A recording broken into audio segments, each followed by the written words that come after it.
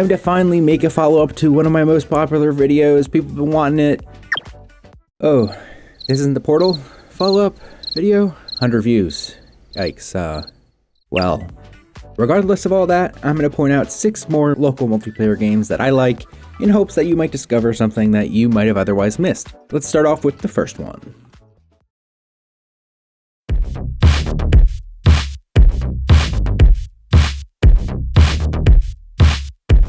Rounds is like a 1v1 kind of platform fighter shooter thing made by the people that made Stick Fight the game. But the real hook here is it's kind of roguelike progression within a local multiplayer framework. Imagine Stick Fight the game, it's pretty much a game like that. But the real twist here is the game starts with each player picking out a perk from a random selection of perks. And then going forward, whenever a player loses, that player gets to pick another perk to stack on top of their collection of other perks. Kind of like a roguelike where you might be presented with a bunch of options that you have to choose one of the perks from. These buffs range from things like increasing your damage output to altering your character's movement and attacks. The accumulation of different buffs over the course of a whole match and game makes the characters completely different over time and has the ability to really change things up quite a lot. It can result in some chaotic and really dynamic stuff happening. The way that the abilities all stack on each other too is really fun and, a way that most roguelike players are familiar with. Because it's the losing player that gets to pick a new perk and get more powerful, it's actually a really good way of balancing the game. No matter the skill levels of the players, it eventually ends up kind of balancing out where it always becomes competitive no matter who's facing who. I highly recommend checking out Rounds if you're looking for a good game for 2 people.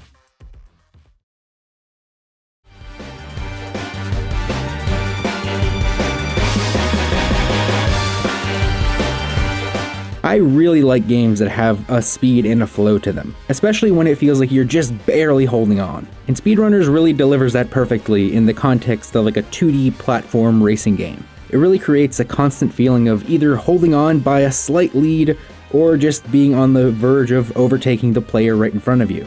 Just the game feel of running, sliding, and swinging, it really just nails the mechanics. The gameplay boils down to not falling behind, basically by just staying within the bounds of the screen. Once a player falls out of the bounds of the screen, then like a sudden death begins where the screen real estate begins to shrink, making it harder and harder to stay within the bounds of the game. To add a little bit more complexity to that, there's items that you can pick up during the race, ranging from simple stuff like dropping blocks just to trip up enemies, to grapple ropes that connect players and can pull you towards someone in front of you and pull that person back towards you. These items really add a creative strategic element to the game where you can use these items at specific points in the maps where you can really screw somebody over. Speedrunners isn't the newest game or the most hidden of gems, but I think it really has held up and I highly recommend checking it out if you haven't.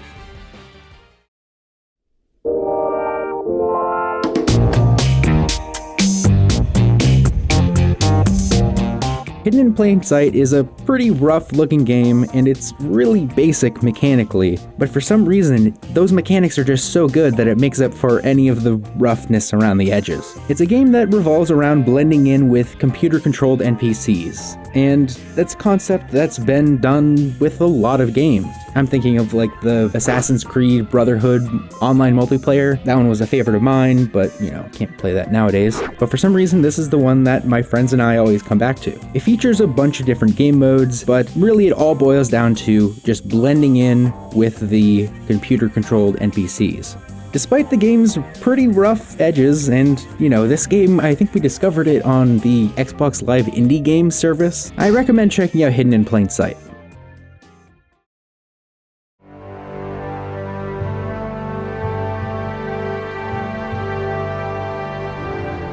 Might and Magic Clash of Heroes is a tactical puzzle game that's part of the Might and Magic series. It's like a little spin-off. It was originally released on the DS, but later ported to PCs and consoles, which is where I really fell in love with it. There actually is a brand new definitive edition that was released recently that updated some of the visuals and art and added some balance tweaks. However, this recommendation is based more on my familiarity with the original port, but there is a new version of this out there. The gameplay involves shifting troops in a puzzle-like field and aligning them to create new, stronger abilities and troops and walls, and it's kind of hard to try to break down completely here, but hopefully you might be able to pick up what's going on from the gameplay. It's something that you really kind of have to learn after you dedicate yourself to it, maybe for half an hour or so, but once you click with it, it really grabs you. I'm not even really a big fan of turn-based combat or tactics games, but the puzzle matching elements here really drew me in. I really recommend checking out Might and Magic Clash of Heroes no matter where. I think that this game mechanically is just super fun, especially when you're playing against another person in the same room.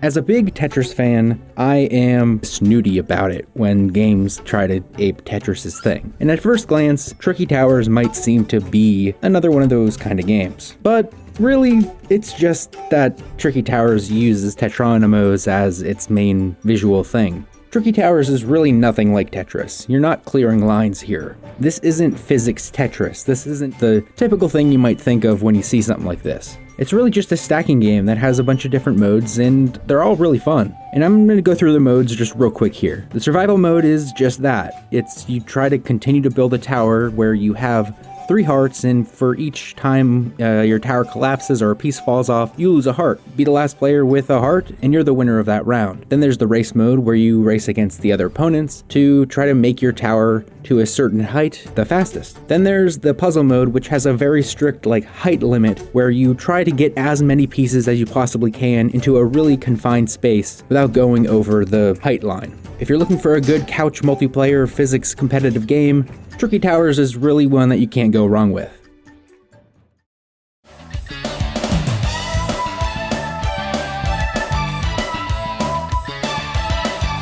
Windjammers is a 1v1 Pong-like flying disc game, and it's one of my favorite games on the Neo Geo. Luckily, it's been ported since then, and there's even a sequel that came out recently, but I have a real soft spot for the original.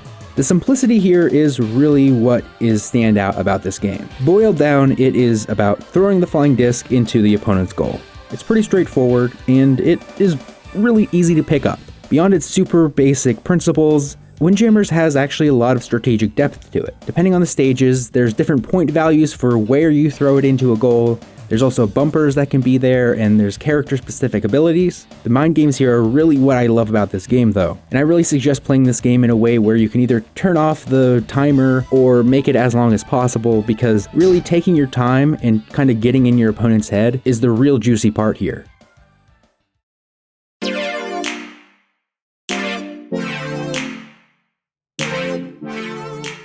Alright, and that was volume 2 of the local multiplayer games that I really want to recommend to you. If you haven't watched the first video in this series, go back and watch it. But if you like this video and like discovering games that you might have otherwise missed, join the 520 others and subscribe. Alright, thank you for watching.